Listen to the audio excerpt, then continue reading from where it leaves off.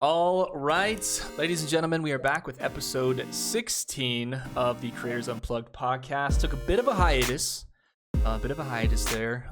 Took a few weeks, if not months off, work, other projects, everything going on. But we're going to get back into the swing of things.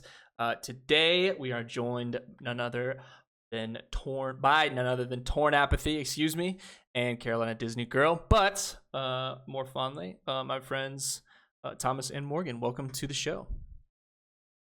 It's a pleasure to be here, Bob. First time caller, long time listener. Yeah. But really wanted to bring you guys in. You're both content creators. You've done streams, you've done podcasts, but more specifically, a recent piece of content or recent show podcast you guys have launched titled "Love and Movies" has just come out. So I just want to bring you guys on, talk about that. I've listened to the first episode, even though I don't want to spoil too much, but I've listened to the first episode, even though I'm not a horror movie fan, because it scares me. But just want to bring you guys on to talk about it. Share what you've learned, dislikes, and we can kind of go from there. Well, I mean, that's one thing that's kind of cool kind of like background on us. Obviously, Torn's been on here, Thomas has been on here before to talk about his streaming and stuff like that. So he's got his own vibe. I've got my stuff. Like I'm a part of another podcast. I have website, like you name the gamut. I'm doing it. Promote. So I am a partner and social media manager, editor, photographer, writer, you name it. I do it for the Disney Nerds podcast. This is actually our 10th year. Which is crazy. We've got a meetup coming up in November at Walt Disney World. It's like I'm entering insane mode right now, planning. On top of that, I started my own site called Dream Finding Through the Parks. So I basically cover not just Disney, but Universal, SeaWorld, Busch Gardens, Dollywood, and me and Thomas are in North Carolina, so our local amusement park is Carowinds. So I'm covering that. So like the theme park, the Disney, the Star Wars, the Marvel, the Pixar, that's kind of my wheelhouse.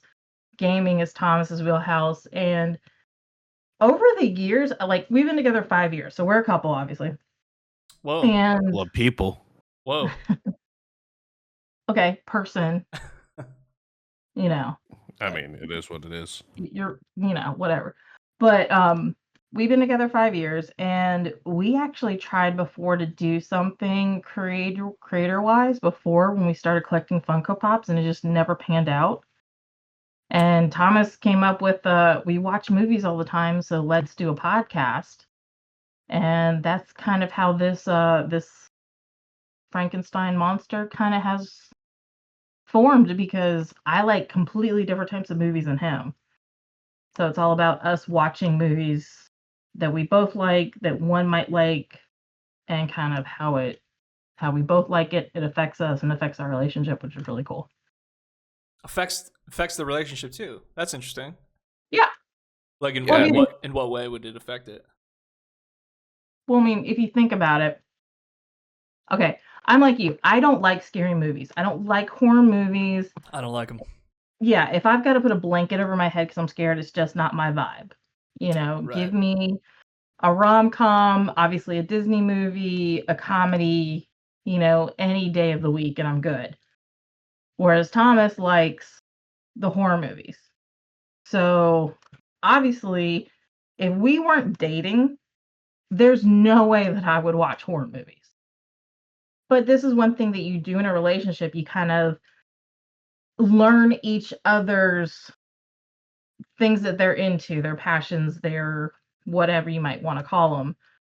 So he obviously watches movies that he might not be a fan on. I watch movies that I might not be a fan on. And, we talk about on the podcast, like the appreciation, or how like we might kind of learn a little bit more about the other person by watching their favorite movie. So it's like not just movies, it's movies and how movies kind of help further a relationship, connect people better in a relationship. Did I explain that right, Thomas? Yeah, I mean, you left out, like, I'm not just a horror movie fan, I like pretty much the whole gambit. But obviously, there's a lot of movies that I enjoy that you find ridiculous and you don't want any a part of. Example, Big Stan, which was a Rob Schneider movie back in 2008, and it's a stupid comedy, right? I mean, obviously. And we threw that on because I was bored. It's late at night, and I just wanted something stupid funny on, and threw that on. And you stayed up for the most part watching it with me, even though you should have gone to sleep. Because you had work the next morning, I think. And we watched that, and obviously, that would not have been your even close to top 1,000 movie pick, because it's obviously a stupid funny movie. But overall, you weren't like, oh my god, why are you watching that movie? You should not be watching that movie. And it's like, it sort of plays into that compromise thing, because there's a lot of movies that you want to see, aka My Big Fat Greek Wedding 3, which we saw in theaters, that I could have left off my plate. So it's sort of like a hand in hand. You compromise, you make these things that grow you as a couple, so that way you're not leaving anything off of the table, because let's be honest, My Big Fat Greek Wedding 3 was not necessarily your favorite. Wait, there's a third one? Yes. Are you serious? It wasn't like, yeah. It just came out, 2 weeks ago, 3 weeks that ago? can't be good, right? Well, I mean, Yeah, it came out. Yeah, it came out sometime last month. So I'm actually half Greek, so it's not just, oh, I like these movies, but like, especially the first one, like, there were parts of it I was like, oh my god, that's my family. Like, it was kind of like eerily funny. Like, okay, you're hitting too close to home, but I get it. So I mean, that's why I was like, oh yeah, Big Fat Greek Wedding 3, I've got to see it, because again, it hits home since I'm half Greek. So of course, Does Thomas, being the good boyfriend, came and saw it with me. Did that series warrant 3 movies? No, And it could a have ended TV at show. one. And a TV show. Do you remember the sitcom? There And was a I think it sitcom. only did one season. So like, Yeah. now number one obviously is the best one. Like, that like really hits home. Like, I had my great grandmother, when she was still alive, kind of do the same thing like the dad does to the daughter. You're getting old. You should get married. Yeah, Like, yeah. my great grandmother, and even my grandmother, when she got older, was like, you're getting old. You should get married. Oh, So but there were your so mom's doing many. the same thing though. She's like, when are you guys gonna have a kid? And it's like, squeeze me. What words are coming out of your mouth? Yeah, that's a whole other episode of this podcast. Yeah. But yeah, I mean, like, number one, like, popped up like a lot of things that my own family has said, and there was some of it in two, but three, there was not as much. But I was still glad I saw it. I just wanted to, finish the series. Is it still the same main Yeah, character? I forgot what the Yeah. girl's name was. yeah. Okay. Her real life name is like Nia Verdalis, and she wrote 1, 2, and 3. Oh, she And wrote them. Okay, cool. yeah. Yeah.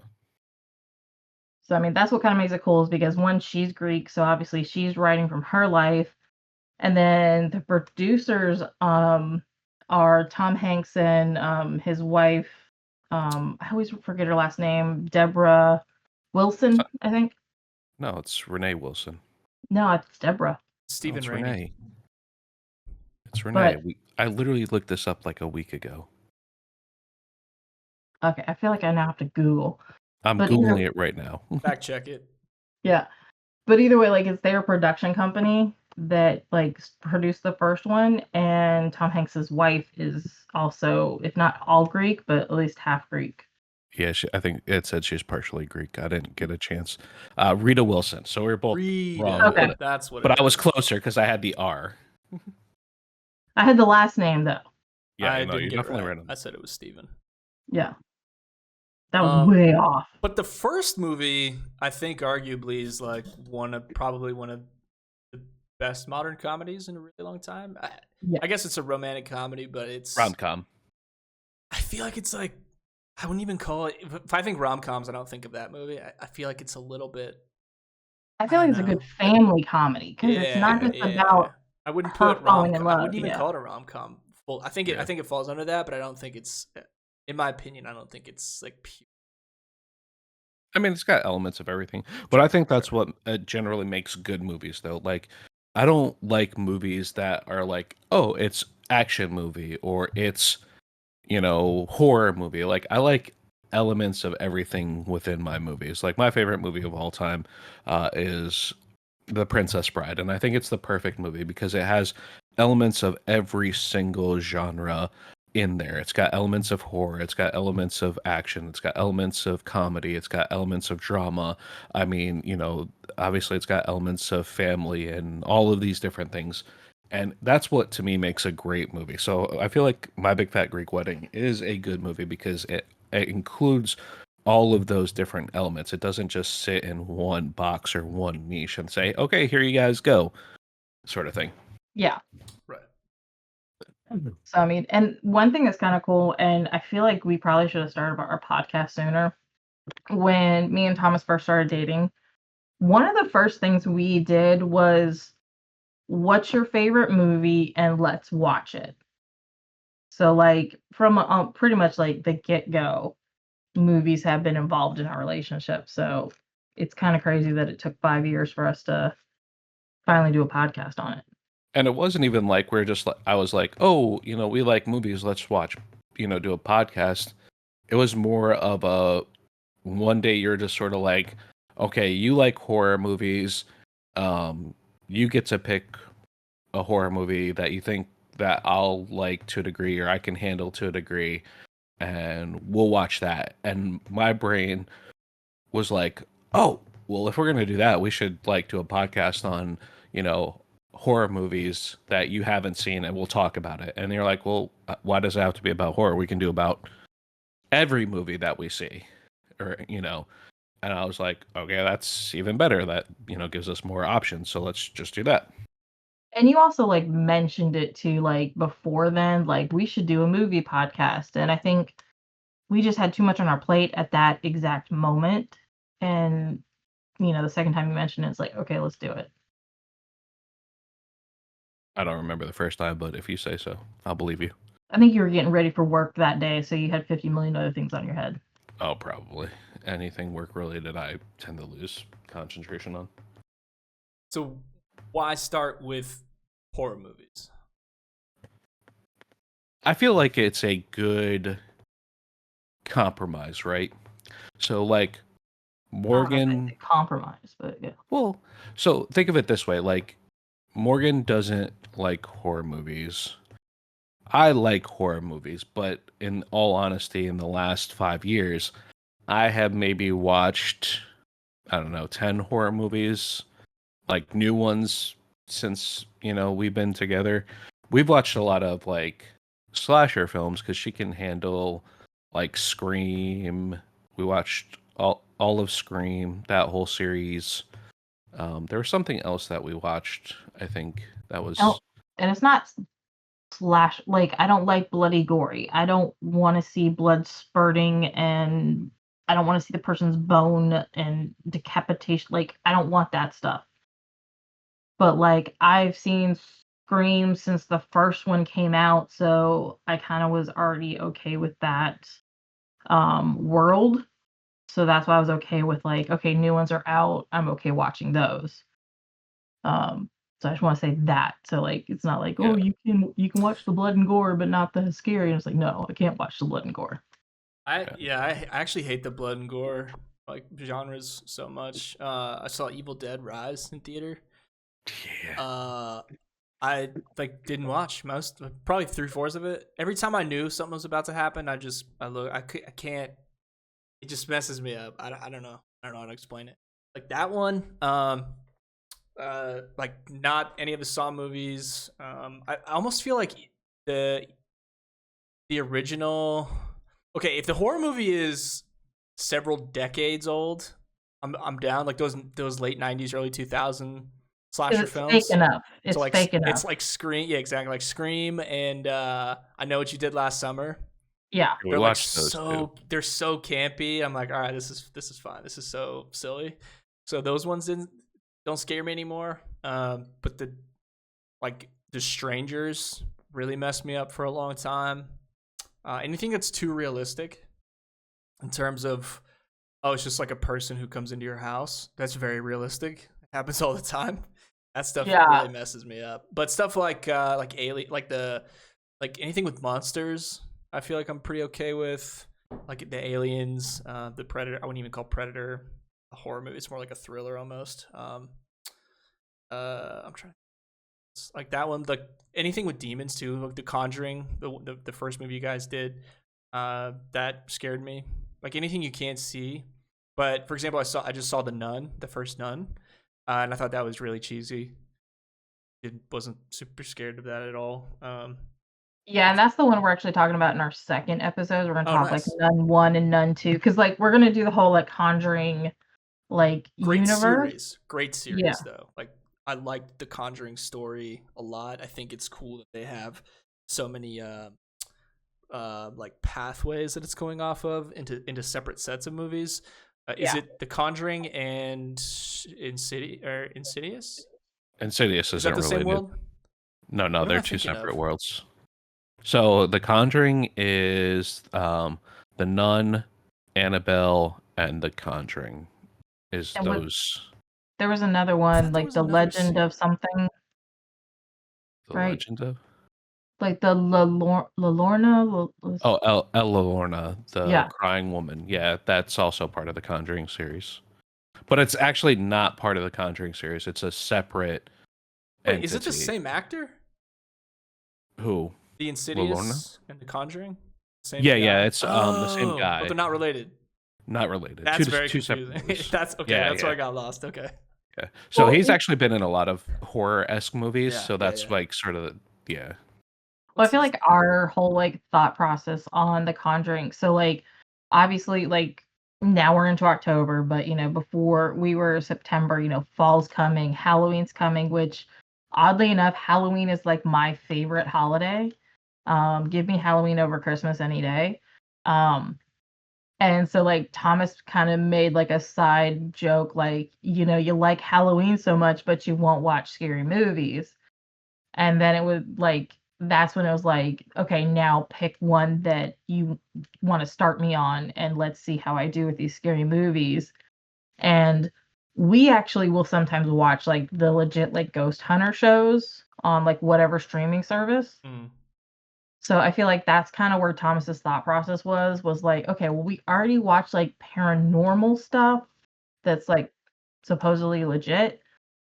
Let's try the movies that are kind of based on this world in a way. Yeah, and Conjuring is a really good movie. Like it is. Yeah.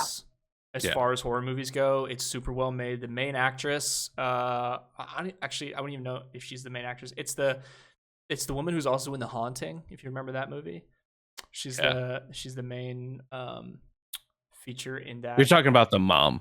The mom, yeah. Yeah. Not Lorraine, but the mom. I want to say yeah. her name is like Lily something. She's really good, and she's in The Haunting, so she, like also really cool movie. Yeah, like I've seen The Haunting, and like when it came, and I liked that movie. So I mean, that was obviously before I met Thomas. So I don't think The Haunting was scary though. I think it was more like a dramedy, not a dramedy, like a drama thriller. It's scary suspense. when I was like 12. It's pretty overwhelming. Like the little kids, the spirits are like in the wooden carvings. And they're whispering her name. Yeah. Like that's a lot when you're little, right? No, dude. I was watching. Come on. I was watching like Friday the 13th and all those crazy stuff when I was like 5 years old. So yeah. Well, that says a lot. Okay. Yeah, like side note, Thomas did not follow the normal, like quote unquote normal, viewing life of a American child. Yeah. Yeah, I Yeah, mean, what year did Interview with a Vampire come out with Tom the Cruise? Like 90 something. 97, 98? 94. Oh, 94? Yeah, just Yeah, looked it up. I was 10. I saw it. Good movie. It's a great movie. Great movie. Fantastic movie. But I'm just saying though, like a 10-year-old should probably not be watching that movie. No. Yeah. Like I'm older than Thomas and I didn't watch it when it came out. I watched it like when I was a little older. Shoot, I saw Gladiators in theaters the week that it came out. So good. And and that was like I don't remember what year that came out in. Well, like I said, you do not have the traditional like parental control that most American children and teenagers had Or should have. or should have. Yeah.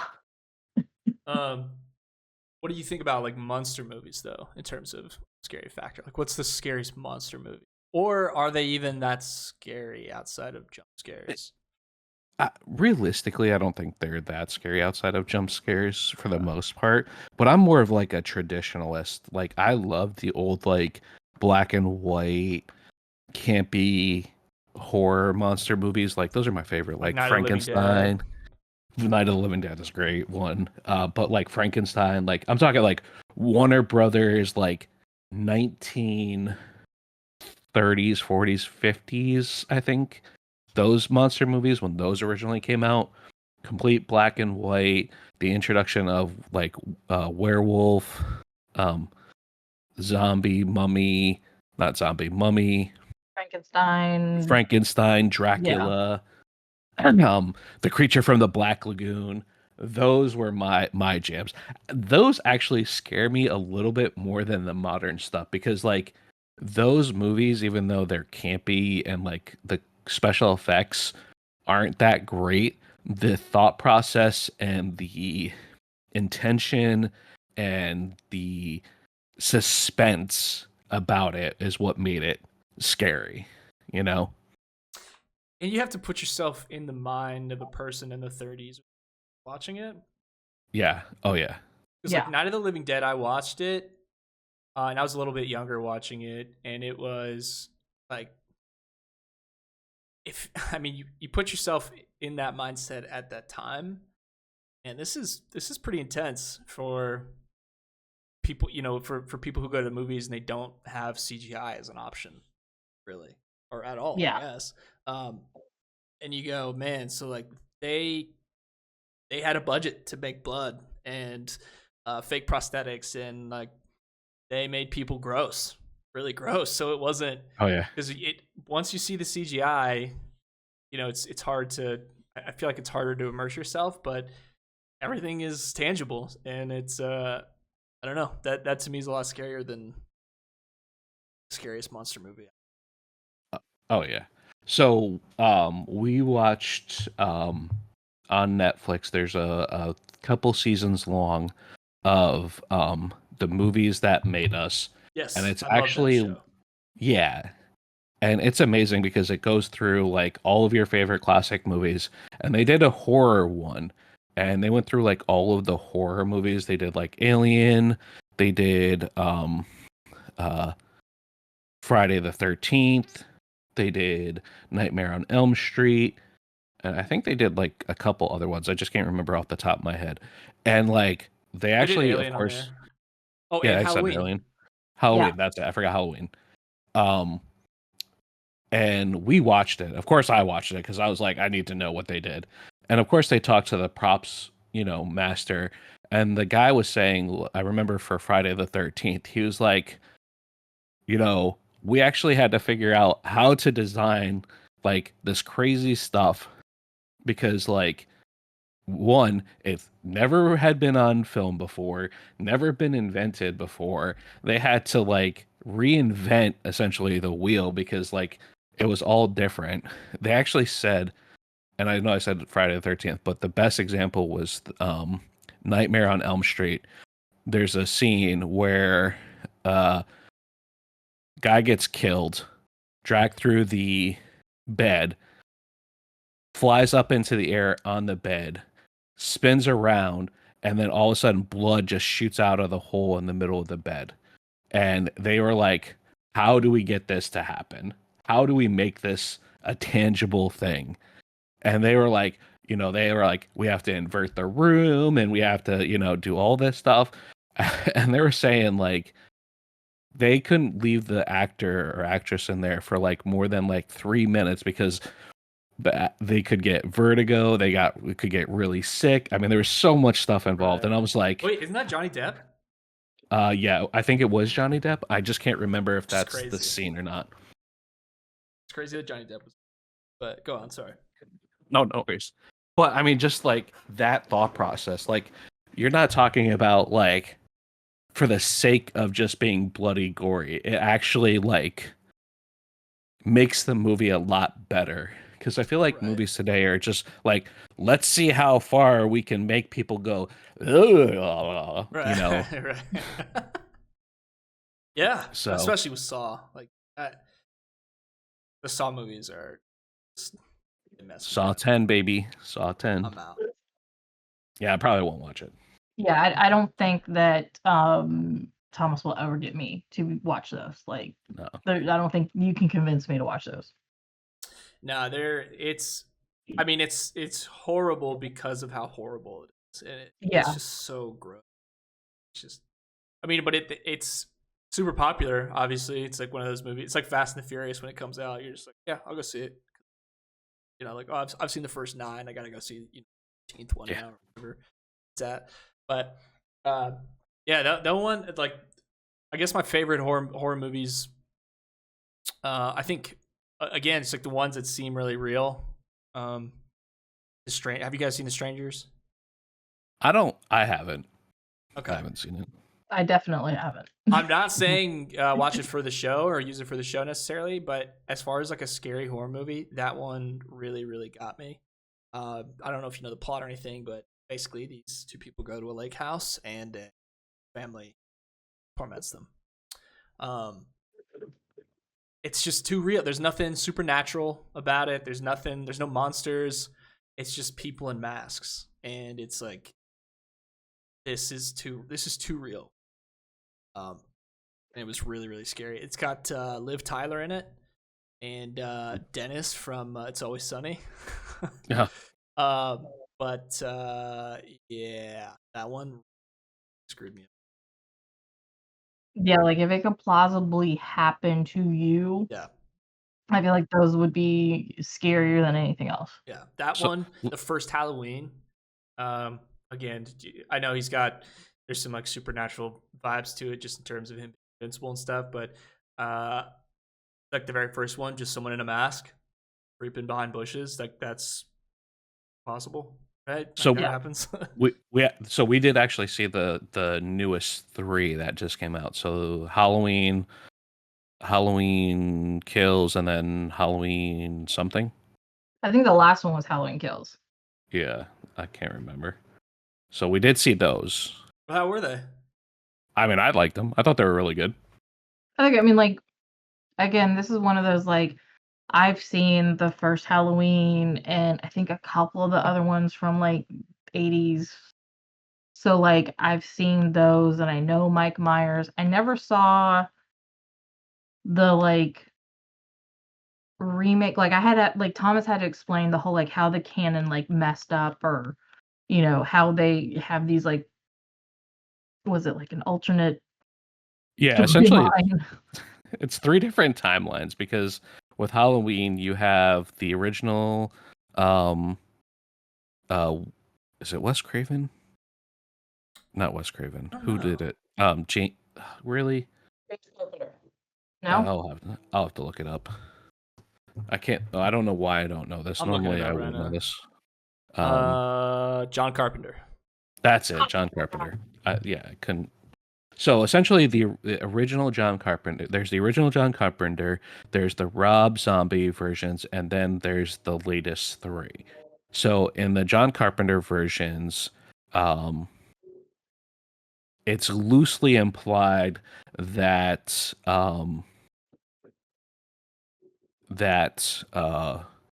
really, That I Mike can't. Myers is Jamie Lee Curtis's brother That's or it, something Jamie like Lee. Yeah, Jamie Lee Curtis's brother.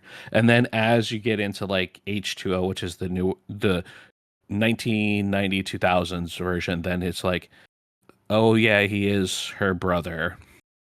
And then they go on slowly to that aspect, right? Then there's the Rob Zombie versions, which apply it, but they don't necessarily actively apply it. But he only made 2 movies, so it's sort of like a wash because we didn't actually get to see how far along it was going to go in that aspect. Then the last 3, um, it actually completely uh, tied back in to the Jamie Lee Curtis world because she actually comes back protecting her family in the last 3. And it's sort of it's never ever said, nor is it implied that he's her brother. It's more implied that he's just a crazy stalker who let one victim go and he wants to make sure that she dies, sort of thing. So that. Yeah, but I mean, It's like too many. yeah, exactly. It's like way too many. It's kind of It's like Jason. It's just too many. It's just too many. Yeah. Yeah, I think there was in the um original Halloween, like there was Halloween, Halloween 1, Halloween 2, Halloween 3, 4, 5, H2O, Halloween Resurrection, and then they rebooted it with Rob Zombie. And then they were like, "Oh, well, that one actually never happened. We'll just restart it, and we'll make another one just called Halloween," which isn't like an origin story. It's just an updated telling, and he comes back. Michael Myers comes back, and he's still trying to kill Jamie Lee Curtis and her family, sort of thing. So, but I mean, I thought they were good. Like overall, like compared to the um, Rob Zombie versions, I thought they were a little bit better because the Rob Zombie versions were more like he's a mechanical killer, has no feelings. He's this giant evil dude who just kills just to kills just because that's his nature, sort of thing. And because his environment was extremely completely chaotic and screwed up, where with the John Carpenter versions it wasn't necessarily like that. He actually had a loving family. Obviously it was like the 70s, so it was still like a little crazy because obviously it was the 70s, but I still have a loving family. Wasn't too crazy. But the kid was obviously something was mentally just wrong with the kid. And then of something course snapped. yeah. So then he becomes, Michael Myers and he becomes the Shape. That's his The real name, the Shape. Shape. Yep, that's his What it's name. called? The Really? Shape. Yep. If you actually look at the uh end credits, it actually says the Shape and then the credit. Yeah, like whoever the actor is. Yeah. In that So But like, series, Movies That Made Us, they're saying the mask was an old Captain Kirk mask. yep. Star Trek Cap- stretched out. Captain Kirk's mask in flipped inside out, painted white. yeah, That's so cool. but I think a common misconception in movies is that all of the props and everything are super custom and well, so like it's like go ahead. my favorite thing about that is like Star Wars. There is I forget what the device is used for, but I think like you're in the cantina or something like that. And it turns out that this device that you see is just a ice cream maker that they like added some stuff on to make it look Right. more like spacey. And it's like that's like the coolest thing. And I mean, obviously like me and my friends with my Disney podcast talk about that because it's like that's just cool. Like somebody looked at the ice cream maker and was like, you know what? I'm gonna put some stuff on it, and then it's gonna be this spacey thing that we're putting in the movie. Well, from my understanding, that person who grabbed it and ran out with it was just trying to like look like they were in a hurry with something important, but they were never actually supposed to have anything in his hands. It just happened to be that he just grabbed that ice cream maker and just ran out with it. What? Just Okay, randomly? that just makes Yes. it cooler. Yeah, so the story goes that the gentleman who runs out when they find out that Vader is coming to Cloud9. Is it Cloud9? Essentially the Cloud Cloud City. City. Cloud City. Cloud City. He's coming to Cloud City, and Lando Calrissian's like, "We gotta go, everyone. We gotta go. We gotta get out because Vader's coming. I don't want anyone here who doesn't need to be here. Like, I'll be here because obviously, but everyone else get gone, right?" So that guy, he literally just sees an ice cream maker on their craft table, which is where they get food, right? He grabs it and it's all white already. And he's like, all right, I'm just going to run down the hallway with this and act like it's important. And, you know, that'll be my claim to fame. Like, I was in Star Wars. I ran through the scene with an ice cream maker, and, no one will know otherwise, sort of thing. And so he did it. Obviously, it was on camera. But the thing is that obviously it became such a huge to deal because everyone found out that this guy wasn't supposed to be, he wasn't supposed to have anything in his hands, really. He was just supposed to run down the hallway, ends up running down this hallway with this important device, and everyone's trying to figure out what the device is. And they're like, what is that? What is it supposed to be? Why is he running off with it? Because obviously Star Wars fans are huge into lore. So they actually had to give this guy a backstory. And the backstory is that he's a like an engineer of some sort, and what he's carrying off is actually a drive, an engine drive for something that's extremely important that they don't want Vader to get a hold of too, because it just could change whatever. And so that's essentially what happened. I'll have to look it up and get the real story, but that's how I remember it. Actually, really funny. Yeah. The lore nerds are so, they're just like, hey, you gotta come up with something, and then it forces the creators to do. Yep. Go ahead. Well, I was going to say there's a saying that once something comes out in the world, like anything creative, it is no longer yours. It is the public's at that point. And no matter what you do, you can't change it. You can't do whatever you want with it. It is officially the public's, because they're going to, whether you say it's this, they're going to be like, no, it's that, man. Like, you can obviously see it's that, and you just got to accept it.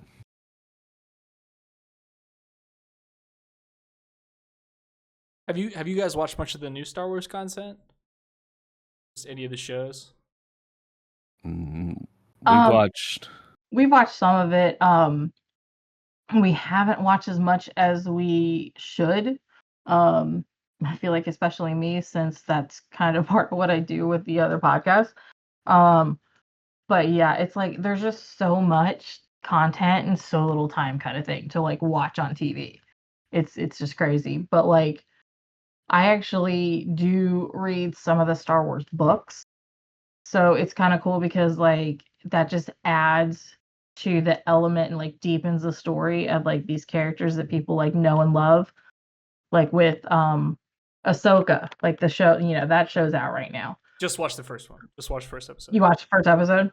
Well, I've read books about Ahsoka like after after the order was put down, after Anakin has now become Darth Vader and Ahsoka's on the is hiding. So like I know like these parts of Ahsoka's life that if you don't read the book, you don't really know about. And I think that's really cool. And I just finished reading like another series that had Hera and she's like a general at that point. And of course she's actually in the Ahsoka series. I don't know if she pops up in the first episode or when she pops up, but it's just kind of cool. Like Star Wars is one of those fandoms that has multiple levels. Like you can't just watch the movies. You can't just read the books. You can't just watch the comic books or play the video games.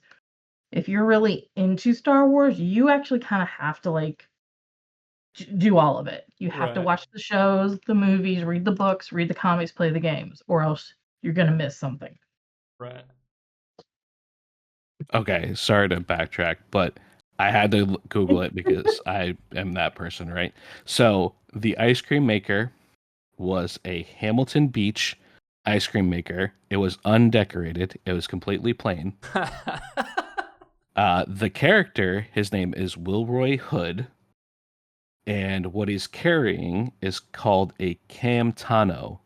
A Camtano is a security, uh, like a think of it like a portable safe. Essentially, it's a security safe. Like that's what it is. That's what they call it. So because of that incident, they literally created this character, and it's not like just a one-off thing. They've created books on him. They've Dude, created that's like so funny. yeah. Well, here's So one thing that's kind of cool is I'm sure everybody's heard of like the Star Wars hotel that they did at Walt Disney World, which actually closed Yeah, didn't it do closed really last poorly? week. Yeah. Was it too Well, expensive? it's like there's so many things, like it's not like a one answer kind of thing.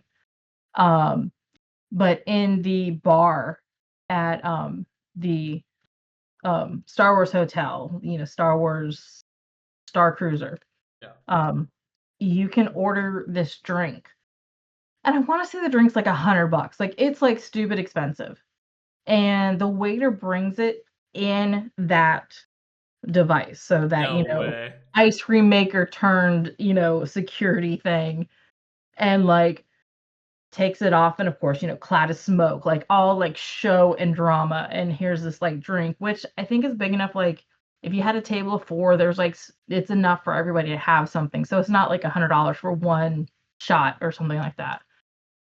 But yeah, it's like this whole show, and that was like a really cool thing that like a lot of my friends got to do a media preview when the Star Cruiser first opened, and they got to see it in person, and they're like, okay, yeah, this is really cool. I wouldn't spend $100, but this is really cool.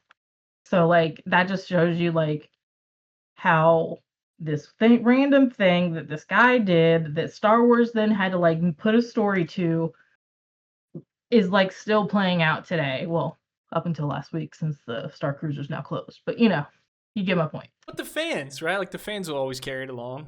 Yeah. Whether that thing is physically there or not. I mean, it's the lore of it. Like it'll get carried on. Yeah, I mean like obviously if you're a Star Wars fan, like going to Star Wars Land, Galaxy's Edge, is like Mecca, I feel like. Once you like step foot and you see the Millennium Falcon in person and you see, you hear TIE fighters and X-Wings like flying around you, like that's Mecca. Just like if you think about it, like theme parks are based on most of the good stuff is based on movies. Right. So that just kind of shows you that movies kind of shape our lives, not just like, me and Thomas, and that's why we're doing the podcast because we love movies and it affects us. But movies shape our lives in ways like sometimes you don't even think about. I mean, shit, it could even shape your actions and things of that nature. If you think about it, like how often have you been driving behind a 18-wheeler that is carrying piles of wood and you're like, oh hell no. Final Destination. Yep. Yes, sir. You either slow down or speed up. You're Dude, like, I No, am you not. speed up and go around 20 miles Yeah. ahead. Yeah, I do that. And then I had a friend of mine who was watching it's a Sylvester Stallone movie, and I watched this one scene in the beginning and then I stopped watching, like I walked out of the room. Um somebody like rang some guy's doorbell. It wasn't Sylvester Stallone, but rang the guy's doorbell.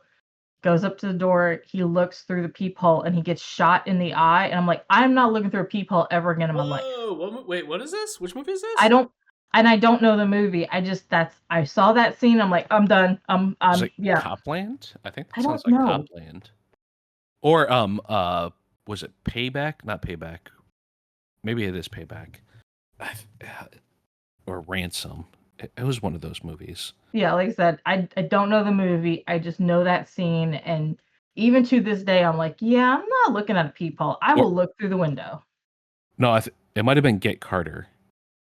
I think it might have been Get Carter. I watched Jaws and Jaws 2 last night. Great it's films. Just a continued reminder of why I don't like open water. I would say, you want to go to the beach now? Nope, I don't like open water. I can't do it. First of all, I didn't even know that Jaws had so many sequels. Yeah. Oh yeah, there's like a lot of sequels. So, like yeah, something like that. Yeah. I had no idea. I was like, oh yeah, there's Jaws. I've probably heard of a Jaws 2, but there was 3, 4, and then Jaws Revenge or something, and there was like a Jaws 3D.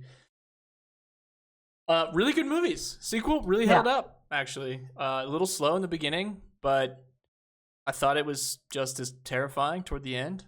Once you put kids in there, it gets real intense. I can't watch horror movies that like have the little kids as like the creepy. I can't do it. Scary? Oh god, yeah. It's okay, just so something about it. So Insidious is like a really scary movie. The kid isn't the creepy. I know, but it's Yeah. You know what I'm saying. No, I saw it. I saw it a long time ago, and I don't remember being creeped out by it. But again, it's been such a long time since I've seen it. I would have to rewatch it to see. But which we just watched something, or I just watched something where the kid was the creepy, and I couldn't do it. No, I watched it all the way through, but it was still like creepy. Yeah, you must have watched that without me because nothing is ringing a bell. Yeah, I just can't remember it off the top of my head, to be honest. And but I mean, like, that's how, like, you know, we kind of have that discussion of like, okay, what do we want to watch? And I feel like it's a discussion that everybody has when you watch a movie, whether or not you're in a couple or if it's a couple of friends hanging out or family hanging out. Like, what do we watch? You know, like some everybody's into something different in some way, shape, or form. So it's like, how do you figure out what to watch and making that compromise? And once that movie's over, the people that weren't really into it, did they like it? The people that were into it, did they see something different? Like, it's kind of cool that we do that. Did it live up to the hype? Yeah. What's the movie that had the most hype that you were most excited for? That gave you the big letdown? Oh God. You're like, yeah, honestly, I'm gonna see this movie. I can't wait, and it was terrible. Honestly, I don't. It had to be a newer movie. And why was it My Big Fat Greek Wedding 3? No, we weren't really hyped about that. The first one that pops into my head is the like Oz remake that they did a couple years ago with James Franco, Michelle Williams. It wasn't a remake. Wizard of Oz. Well, like, Oz? Yeah. But it wasn't just called The Wizard of Oz. It was called Oz or something. It was something Oz, the Great and Powerful. Yeah. Like, I was like all excited, like from the moment they announced this movie. I was all for it because it looked really cool. You know, I think I like Michelle Williams. You know, I had like a little crush on James Franco before like he got really creepy. And went to see it and I'm creepy, like, right? Huh? You mean known creepy, right? Because yeah, it's been a little creepy. Confirmed. Yeah. Before, everybody figured out how creepy he was. But once I saw it, I was like, what the hell? Like, they spent way too much money on this movie and it wasn't that good. Like, that's the only one that comes top, like, right off the top of my head. There was a movie that came out within the last 5 years, and I can't remember what it is. And I think that's how much it like disappointed me because I can't even remember what it was that I'm just like, nope, I'm going to forget about you. And I have done so, and I've done a great job. That's how bad it was. That's how bad it was. I can't remember though, like what it was. The first movie that comes to mind, and keep in mind the reason why I like the first one. So the first one, Pacific Rim. Did you guys see Pacific Rim? I did. I saw the first one, the original. So cheesy, so cool. Really good actors were in it. Sci-fi. It was Power Rangers without the Power Rangers. Giant robots fighting giant monsters. It was great. I was entertained. Then they announced the second one. Comes out. It's all kids. It's all kids running the show. All the kids are now running the robots. And we I've never walked out of a movie theater, but about halfway through, the group of friends that I was with, we were kind of like, should we just go? Like, does anyone want to finish watching this? I've never hit that with the movie Pacific Rim. I don't even know why. The CGI was it was like too much, right? Like when you're watching Transformers, the later Transformers movies.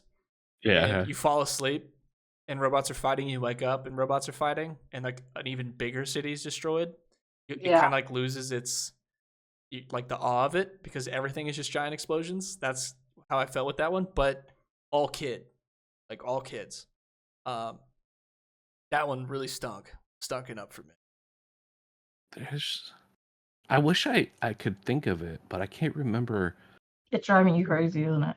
Yes, it is. Because I swear there was something that just came out recently, like within the last year or so, where I was like super, super excited for it. We went to go see it in theaters, and like we watched it all the way through, and I was just like, I swear to God, they could burn this film down, and they still wouldn't do it justice, sort of thing.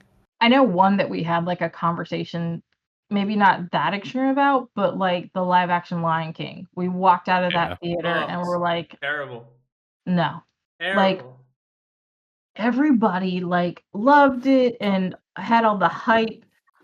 But yeah, me and Thomas walked out and I remember like being in the car driving home, like I want to go home and watch the animated one right away. Like, no. Like, which is crazy though, because like, yeah, but was crazy though because they just came off of the success of the live action Beauty and the Beast, and that was actually fantastic, which I thought was extremely weird.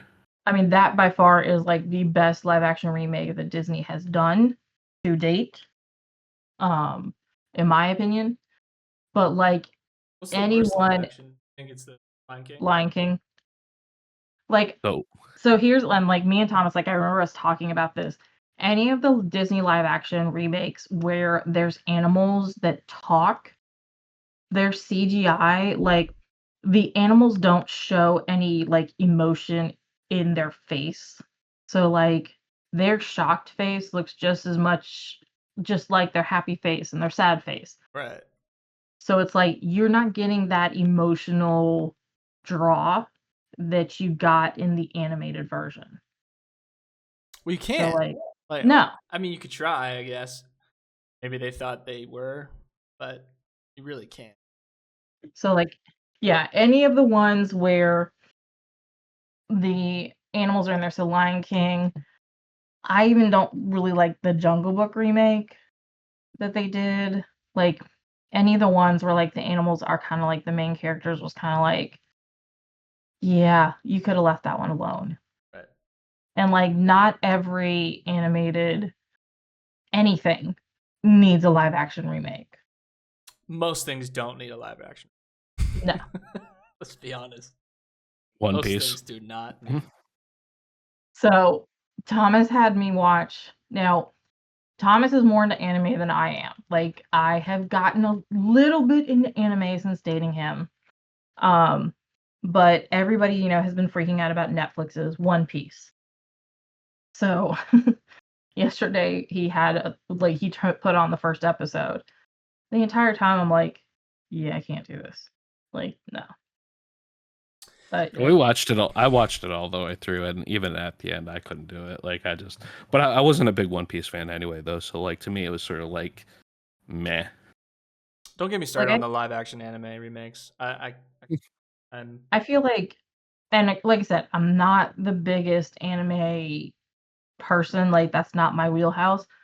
But in my opinion, like Japanese anime is so over the top with their mannerisms and how they talk and just their actions, period. Does not matter how much CGI you put in something, seeing a real life person do what the animated version was doing just you can't. You can't. doesn't Yeah, work. it's weird. It's animated for a reason. You can be Yeah, over the top yeah. dramatic. The live Oh, action Cowboy Bebop might have been one of the worst pieces of media I've ever consumed. I made it through so about 40. I forgot if they were hour long episodes or not, but I didn't even make it through the first episode, and I was like, no, this ain't it. This is not. so you're glad they canceled it after season 1, where everyone else was up in arms. I mean, like, Yeah. No. Why are you taking something that's so like I don't know. It's just it's so arrogant to take something so loved and be like, no, we can make.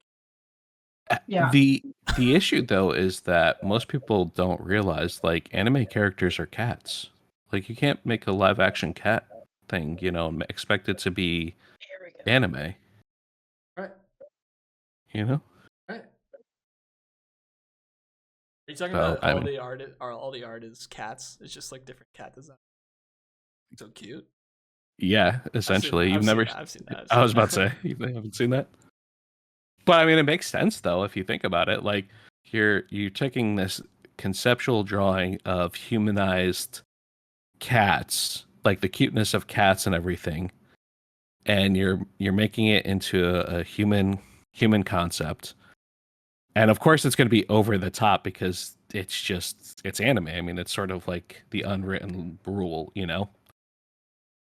And then you convert that into live action. So you're expecting these characters to be able to, one, portray the cuteness of cats, which is obviously impossible to do, and then be as animated and over the top as anime and still have that same conceptualization to it. And it's sort of like it loses all identity because you're like, you can't form the cute factor, you can't form the over the top factor. It just looks extremely cartoonish in a non-cartoon way, and it doesn't make sense. Yeah. Yeah, I mean, So I can barely watch some of Thomas's anime where I'm just like, what are they doing? Like, it's just like I said, not my wheelhouse. So yeah, when you have a real person doing that, I'm like, I can't. Like, no. so I know you guys started with The Conjuring. Are you guys gonna stick to horror for the podcast for like a decent amount of time, or are you gonna like stick with one series and like try to do all the movies for it, so everything in the Conjuring universe, and just bang out all those episodes? Or are you gonna switch to like different chunks of genres, or maybe you pick a different series in a different genre? So, like let's just you I say think like we're gonna do Mission Impossible, we're gonna do all the Mission Impossibles, or whatever the movie is. Oh, I don't we think I could.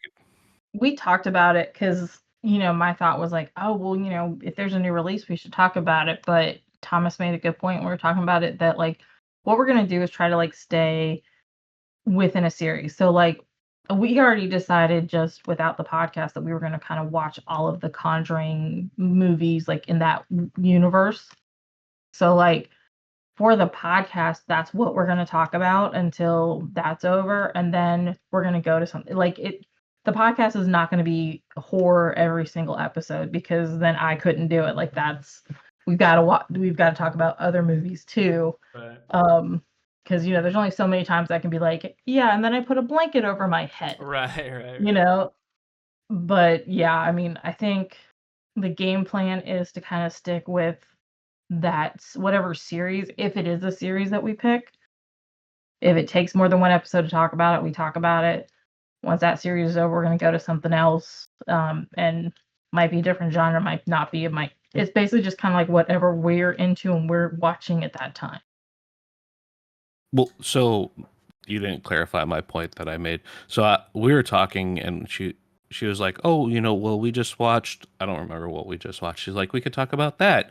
And I was like, "No, I'd rather just finish what we started because, like, how many times have you been either like listening to something or watching something, and they're like in the midst of this like crazy thing, and then the episode stops or the podcast stops, and then the next one, it's like something completely different, and you're just like, wait, what just happened to the prior substance, And Or I you was like, also mentioned if they're trying to like follow along.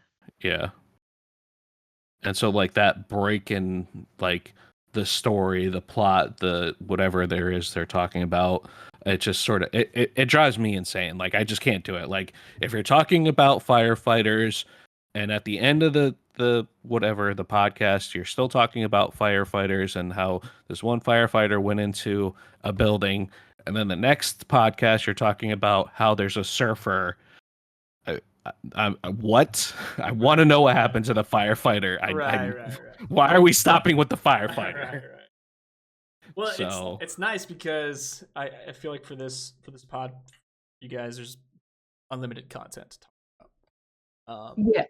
You're not gonna be able to watch all the movies, and movies are coming out all the time, so it's cool. And then you guys get like basically unlimited choice as far as like what you're interested in or not interested in. Are you gonna try to watch movies that you wouldn't normally watch, like pull some random stuff out, or like are you gonna dive into foreign films?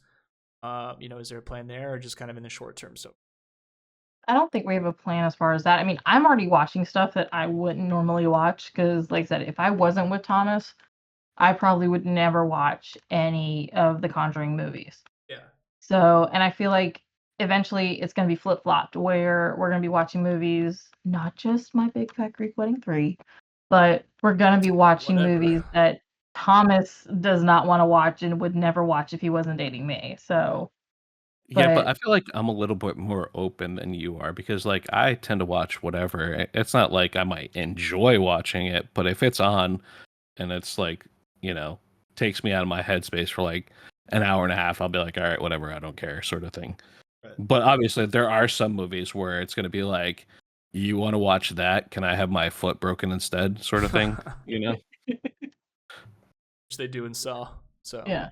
Yes. That might be a and whole that's other the full circle. And that's the full circle. Yeah. And then that could be like a whole series. Like this week on Love and Movies, these are the movies that Thomas rather break his foot instead of watching. Right. That'll just be the segment. Like Yeah. body part you'd break versus watch. So to backtrack just a little bit, the movie I forced myself to watch the new Teenage Mutant Ninja Turtles movie. Oh yeah. The animated one, right? Yes, sir. Not good. I absolutely I could not stand it. Like Really? I hated it. They changed the whole entire backstory, origin story of the turtles. They tried to make them they're from New York essentially, and they're all like, "Oh yeah, we're the only turtles that have a New York accent." And I was like, "You didn't even have a New York accent. Like you were making fun of New York with your, how you were talking in one part of the movie," which was quite amusing, but you could also tell like it wasn't like part of the movie. Like they even said that it was just them riffing and they kept it in the movie, and I was sort of like, I can sort of feel that. And it was sort of humorous, but outside of that, like they changed a lot of the characters, like their origin stories. They changed how some of the characters would react, the art style, if you want to call it that. I mean, I understand it was supposed to be bringing in a new audience, but I hated the art style. Like it just, Really? yeah. I mean that it looked like they had a 5-year-old draw it and was like, okay, that's art, that's cool. And I was like, I couldn't stand it. Like, Like, what's so funny is, like, I mean, if you didn't know, which you'd have to be crazy not to know, Thomas is, obviously a huge Ninja Ninja Turtles. Turtles fan. He's got a sleeve on, he's working on a tattoo that's like Ninja Turtles, like the what 80s, 90s cartoon version. mhm. And Late like, 80s, early 90s. yeah, like the whole time this movie's about to come out, like Thomas is like, well, for Thomas is excited about it. I feel like maybe not like, oh my God, this is going to be the best movie ever, but he was kind of looking forward to it. And I feel like he went to see it by himself because I was actually working that day. And I feel like when he came home, a part of his soul died after watching that movie. That's a bummer, It's though. just Okay, so this is one of those movies, all the hype, and it well, completely let so you down. but here's the thing though, I wasn't hyped about it because when first I was when I was You were hyped I enough. think you were looking forward to it a little bit. Yeah, like when I heard that they were coming out with the new Teenage Ninja Turtle movies, I was like, God, yes. And then they were like, it's going to be animated, and I was like, yes. And then I started doing research, and I was like, fuck, because then I saw who was writing it, who was directing it. I saw the animation trailer, the trailer for it, and I was just like, oh fuck no, this is going to be the biggest piece of shit ever. And I was like, I'll watch it because I'm a Turtles fan, but I know I'm gonna go in like there's nothing that's gonna be like, oh my god, this movie has made me change my mind and I think it's awesome. There So was and there was no saving grace for you. yeah, no. They changed Rocksteady and Bebop to be brosifs. They're not brosifs, bro. They're not brosifs. I never saw it. I actually haven't seen any of the modern Ninja Turtle movies, but they all look pretty different. Was it Michael Bay that did the new ones? Yeah, he did the live actions where they were more CGI buff Jack Turtle mutant creature thingies. He did those. I don't. It was Teenage Mutant Ninja Turtles and Into the Shadows. Teenage Mutant Ninja Turtles Into the Shadows. I don't know if the other one had like a subtitle thing or whatever they call it. Never saw him. I always want to see him though. Like, I don't They mind were Michael decent. Bay movies for what they are. Like, Yeah, it's I can turn my brain off and just find explosions. yeah. But They were decent for what they were. I mean, it wasn't like I don't consider them true turtle movies because like they had the essence behind it, but at the same instance, it was more like Michael Bay is making more explosions, sort of thing, which was fine. I mean, that's fine. And I don't know if actually Michael Bay directed it because it had Megan Fox in it. And I know at one point Michael Bay was like, "I will never direct anything that Megan Fox will be in." So I don't know if that's accurate or not. don't remember. I remember they had a falling out. I just don't remember I'm what just it ready was. for the Michael Bay Jaws remake. That's all I'm gonna say. Yeah. Well, we're right at about the hour and 10 minute mark or so. But I just wanted to again loving movies that you guys have already released. It's a podcast. Where can they find it? Do a little self promotion. What we can. Love and movies they can find basically anywhere you do podcast, Spotify, iHeartRadio, Amazon. The only one that I haven't been able to get it on is iTunes. Such a pain, dude. Such a pain to get on. Yeah. It is not user friendly at all. Yeah. And if there's like you have to like sync stuff between your phone and your computer, but Apple doesn't like Windows, so it doesn't And if you cooperate. don't have an Apple product, it won't work anymore. Like I Right. don't have an iPhone, I have an Android, so that's the only place that you probably cannot find us is So iTunes. annoying. So But yeah, like just loving movies. We also do have an Instagram, as well as a Facebook page. And then if you want to email us, we even have an email, Ooh. loveandmoviespod@gmail.com. Do Yeah. some viewer write-ins to pick the movies for you. Yeah, I mean, So that's what we wanted to do, like have a viewer base, and we are thinking about doing, because one of our podcast form actually allows people to live listen while we record. So in that aspect, we could also have people give suggestions on what the next movies are going to be, or even ask questions while we're doing the podcast live, sort of thing. Oh, that'll be cool. yeah, I mean, obviously, like it's new for us, so like we're open to expansion. We're not like, oh yeah, next week we're gonna go live. Like we're open to it. We just haven't decided when we're gonna do it yet. And then any other independent, uh, channels or anything you want to put out there? I mean, I've got mine, so like the Disney Nerds podcast, which you can find that on all social medias, TikTok, Twitter, Facebook, Instagram, YouTube, you name it. That's the one that I'm a part of a team on. And then my own individual thing, which is Dream Finding Through the Parks, which again you can find on any of the social medias.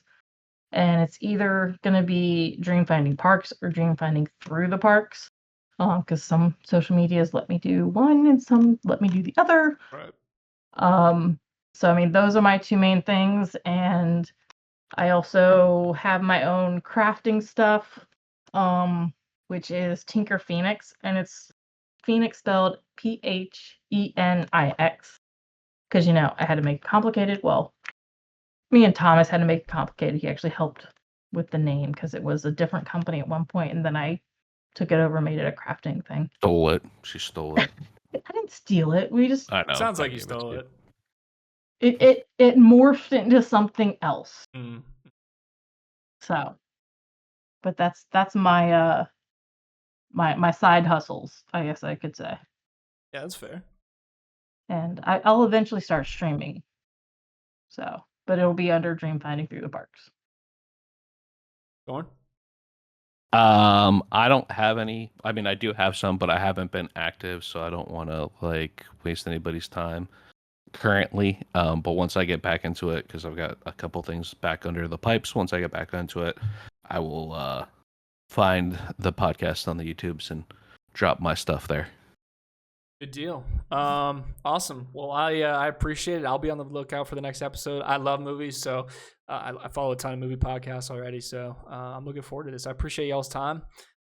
This has been Ghost Stories Gaming, aka Not Ghost Stories, aka Peter, and Creators Unplugged, episode 16, and this will be available wherever you listen to podcasts. Appreciate y'all's time. I'll catch you on the next one. Thanks.